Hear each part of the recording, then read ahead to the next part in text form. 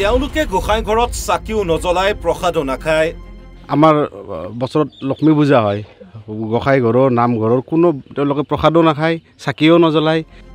নিষিদ্ধ মাংসৰে কৰিছে ভোজ ভাতৰ আয়োজন। তেওঁলোকৰ যেতিয়া মানে মাংস অনা বুলি গম পালোঁ, এইটো মাংস আমাৰ ইয়াতে নিষিদ্ধ, আমাৰ ইয়াতে মাংস এইটো নচলে। তেওঁলোকে এইবিলাক মাংস আনি আমাৰ গাঁওখনত মানে চোৱা চুটি কৰাটো আমি নিবিচাৰোঁ। কিবা বেমাৰৰ চিকিৎসা কৰে, কিবা কৰে, এনেকৈ মানুহ আমাৰ ইয়াৰ পৰা গৈছে, মানুহ লৈ গৈ যেতিয়া আমি খবৰটো পালোঁ, তেওঁলোকে তাৰমানে কি কৰিলে, দক্ষিণ কামৰূপৰ এটা হিন্দু অঞ্চলত উত্তেজনাময় পৰিৱেশ।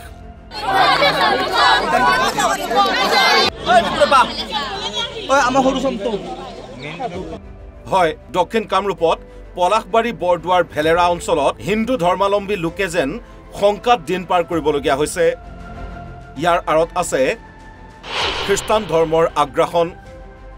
অভিযোগ অনুসৰি অঞ্চলটোত খ্ৰীষ্টান ধৰ্ম প্ৰচাৰকসকলে চলে বলে কৌশলে শিক্ষা আৰু স্বাস্থ্যৰ বিনামূলীয়া সুবিধা প্ৰদান কৰিছে আৰু তাৰে অচিলাৰে হিন্দুসকলক ধৰ্মান্তৰকৰণ কৰিবলৈ উঠি পৰি লাগিছে। ইতিমধ্যে ভেলেৰাত কেইটামান হিন্দু পৰিয়ালে খ্ৰীষ্টান ধৰ্ম গ্ৰহণ কৰিছে আৰু সেই সুবিধাতে এটা দলে গাঁওবাসীৰ ঘৰে ঘৰে সোমাই হিন্দু পৰিয়ালসমূহক খ্ৰীষ্টান ধৰ্ম গ্ৰহণ কৰিবলৈ হেঁচা দিয়াৰ অভিযোগ উত্থাপন হৈছে। আনকি গাঁওখনত তেওঁলোকে ডাঙৰকৈ বৰদিনৰ আয়োজন কৰিব বুলি জানিব পাৰি এক উত্তপ্ত পৰিৱেশৰ সৃষ্টি হৈছে। সিদিনা কি হৈছিল মানে, তেওঁলোকে বোলে খ্ৰীষ্টান ধৰ্মাৱলম্বী মানুহ, তেওঁলোকে প্ৰত্যেকৰ ঘৰে ঘৰে সোমাইছে, সোমাই পেলাই মানে হুলস্থুল পাৰি আমাৰ ধৰ্ম আপোনালোকে ল'বই লাগিব, আপোনালোকে ইয়াতে 4 ঘৰ মানুহ আমাৰ ধৰ্ম লৈছে, গতিকে তেওঁলোকৰ আপোনালোকে থাকিব লাগিব। এতিয়া হৈছে আমি হিন্দু ধৰ্মাৱলম্বী, গতিকে আমি খ্ৰীষ্টান ধৰ্মটো ল'ব নোৱাৰিম। তেওঁলোকে কৈছে ক'ৰ পৰা আছে, যেনেকৈ আছে তেনেকৈ গুচি যা। তাৰপিছত তেওঁলোকে কৈছে একফালৰ পৰা বোলে একদম চব চেছ কৰি দিম বোলে, সেনেকৈ কৈছে তেওঁলোকৰ মানুহখিনি। মানুহ বহুত আছে, কিন্তু কিমান আছে আমি গন্তি কৰা নাই। সেই ৰাতিৰ কথা, দিনতো নহয় কিন্তু কৈছোঁ ৰাতিৰ কথা, হয়তো 30-35 জন হ'ব পাৰে। তেওঁলোকে কিবা খানা পাতছি, কিবা মাংস অনা বুলি কৈছে। আমাৰ শুনি পেলাই বেয়া লাগছে, কিবা মাংস তেতিয়া আমাৰ গাঁওখন মানে চুৱাই খেদাব, সেনেকুৱাত আমাৰ বেয়া লাগছে পৰিৱেশটো। তেতিয়া কৈছে কি আপোনালোকে যেনেকৈ আছে সেনেকৈ যাওক, নাই বোলে আমাক বোলে মাৰি মাৰি চেছ কৰোঁ বোলে আমাৰ। অৱশেষত অভিযোগ প্ৰতি অভিযোগেৰে দুই পক্ষই থানাত এজাহাৰ দাখিল কৰে। হিন্দু অঞ্চলত খ্ৰীষ্টান ধৰ্মৰ এনে আগ্ৰাসনক লৈ এতিয়া সমগ্ৰ অঞ্চলটোত উত্তেজনাময় পৰিৱেশে বিৰাজ কৰিছে। শুনক সম্পূৰ্ণ ঘটনা।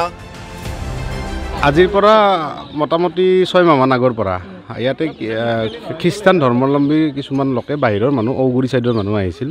আহি কিবা বেমাৰৰ চিকিৎসা কৰে, কিবা কৰে, এনেকৈ মানুহ আমাৰ ইয়াৰ পৰা গৈছে, মানুহ লৈ গৈ যেতিয়া আমি খবৰটো পালোঁ, তেওঁলোকে তাৰমানে কি কৰিলে, আমাৰ বছৰত লক্ষ্মী পূজা হয়, গোসাঁই ঘৰৰ নামঘৰৰ কোনো তেওঁলোকে প্ৰসাদো নাখায়, চাকিও নজ্বলায়, ঘৰত মানে কি মমবাতি বাটে জ্বলায়, এনেকুৱা ধৰণৰ। পিছত আমাৰ ৰাইজৰ এখন মিটিং হ'ল সিদিনাখনে, আজিৰ পৰা 3 মাহ আগত ৰাইজৰ পৰা যেতিয়া মিটিংখন হ'ল, তেওঁলোকক মাতি আনি সোধাওঁতে তেওঁলোকে কৈছে যে আমি হিন্দু ধৰ্মৰ লগত নাই, গতিকে আমি এখন হিন্দু সমাজ, আমি হিন্দু সমাজত তেওঁলোকক মানে ৰাইজৰ পৰা বহিষ্কাৰ কৰা হ'ল। বহিষ্কাৰ মানে কি, তেওঁলোকৰ লগত কোনো যোগাযোগ নাই।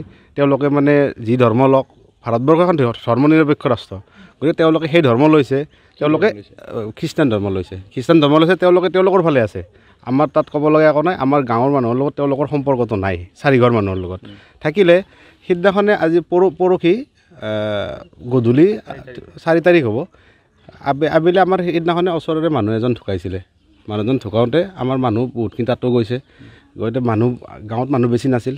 থাকিলে কি হ'ল, তেওঁলোকে ৰাতি 8টা 8:30মান বজাত ৰাতি 30 জনমান মানুহ আহিছে। তেওঁলোকৰ আহি জোৰ জবৰদস্তি আমাৰ ঘৰবিলাকত সোমাইছে, তেওঁলোকৰ মানুহ লৈছে, লৈ ঘৰে ঘৰে মানুহ সোমাই নহয়, তেওঁলোকে আমি খ্ৰীষ্টান ধৰ্ম ল'ব লাগিব আৰু 25 ডিচেম্বৰত তেওঁলোকে আমাৰ ইয়াতে ডাঙৰকৈ তাৰমানে বৰদিন উৎসৱ পালন কৰিব। গতিকে আমি এই কথাটো সহ্য কৰিব পৰা নাই। আমাৰ আত্মসন্মানত লাগিছে এই কথাটোত। আমি এতিয়া শংকিত হৈ আছোঁ হিন্দু ধৰ্মাৱলম্বী মানুহ। সেইকাৰণে আমি গোটেইবিলাক ৰাইজ সহিতে চব আহি তেওঁলোকক কৈছোঁ যে আপোনালোক কিয় আহিছিল এই কথাটোত লৈ।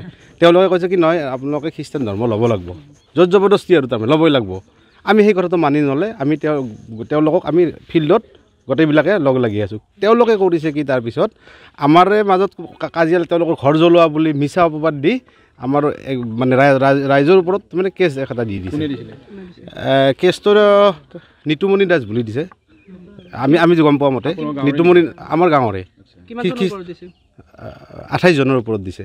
কেছটো প্ৰথম দিনাখনে আৰু নেক্সট ডে দিলে আপোনাৰ 8 জনৰ ওপৰত যোৱাকালি ছেক্সুৱেল হাৰাছমেণ্ট এটা দিছে যোৱাকালি তেওঁলোকে সেইদিনা যি 4 তাৰিখে নিশা কি হৈছিলে উত্তপ্ত পৰিস্থিতি হোৱা বুলি উত্তপ্ত মানে যেতিয়া তেওঁলোকে ঘৰে ঘৰে গ'ল আমাৰ ল'ৰাখিনি ওলাই আহিল নহয় আহি ইয়াতে থাকিল মাৰপিট হোৱা নাই কাজিয়া পাতি হোৱা নাই কিন্তু তেওঁলোকৰ মুখাতৰ্ক হৈছে তেওঁলোকৰ লগত কিন্তু তেওঁলোকে কি কৰিছে সেই বস্তুটোৱে আমি তেওঁলোকক মাৰপিট কৰা বুলি কৈছে আৰু ঘৰ জ্বলাই দিছে ঘৰ ভাঙিছে এইবিলাক কথা তাৰমানে তেওঁলোকে কৰিছে আৰু আমি ইয়াৰ পৰা জনামতে আপোনালোকৰ প্ৰচিডিং এখন কৰিছিলে তেখেতসকলৰ লগত সম্পৰ্ক নাই বুলি কৰিছিল সেই সম্পৰ্ক কৈছে যে তেওঁলোক ইয়াতে থাকিব তেওঁলোকে যি ধৰ্ম লৈছে কিন্তু আমাৰ লগত তেওঁলোকৰ অহা যোৱা নাই সম্পৰ্ক কোনো নাই গতিকে আৰু এইটোও উল্লেখ কৰিছে যে আহি তেওঁলোকৰ কোনোবা খ্ৰীষ্টান ধৰ্মৰ মানুহ আহি ইয়াতে কিবা পাতিব ভোজ পাতিব এতিয়া তেওঁলোকে সিদিনাখনে যিটো খানাৰ বজাৰ পৰ্যন্ত লৈ আহিছে এটা মাংস লৈ আহিছে যিটো তাৰমানে আমি সহ্য কৰিব নোৱাৰোঁ নিশ্চয় আমি সন্দেহ কৰিছোঁ সেইটো নিষিদ্ধ মাংস এটা লৈছে এই কথাটোত সেইটোৰ কাৰণে তাৰমানে আমাৰ বেছি আঘাত লাগিছে আমাৰ কথা এটাই আমি ইয়াতে খ্ৰীষ্টান ধৰ্মটো কেতিয়াও আমি নহওঁ আমি হিন্দু ধৰ্মত আছোঁ আৰু আমি ইয়াতে বৰদিন পাতিবও নিদিওঁ আপোনালোকে ৰাজহুৱাভাৱে আৰক্ষী প্ৰশাসনৰ সৈতে গৈছিলোঁ তেখেতসকলে কৈছে মানে আপোনাৰ ছেকেণ্ড অচি আছিলে ছেকেণ্ড অচি কেছটো লৈছিল কি নাম আছিল বা তেওঁ কৈছে কি তেওঁ যি ধৰ্ম ল'ব পাৰে তেওঁলোকে আমিতো ধৰ্ম কি ল'ব আমাৰ তাত ক'ব লগা নাই আমাৰ ইয়াতে পাতিব নিদিওঁ কাৰণে গণ্ডগোলটো লাগিছে কৈছে যে আপোনালোকে মাৰপিট কৰিছে তেওঁলোকৰ কথা মতে মাৰপিট কৰা বুলি কৈছে কিন্তু আমিতো মাৰপিট কৰাই নাই ঘৰ ভঙা বুলি কৈছে আপোনালোকে এতিয়াও যাই চাই আহিব পাৰে সিহঁতৰ যদি ঘৰ ভাঙিছে 30 জনতকৈ অধিক আহিছে চিনাকি নহয় আমাৰ গাঁৱৰ কেইজন চিনাকি বাকীতো ঔগুৰি ফালৰ পৰা আহিছিল ঔগুৰি শুনিছোঁ ঔগুৰি বুলি কৈছে সোধাওঁতে এইখিনিয়ে আজাৰাৰ পৰা বিকাশ দাসৰ সহযোগত নিউজ ডেস্ক অসম লাইভ 24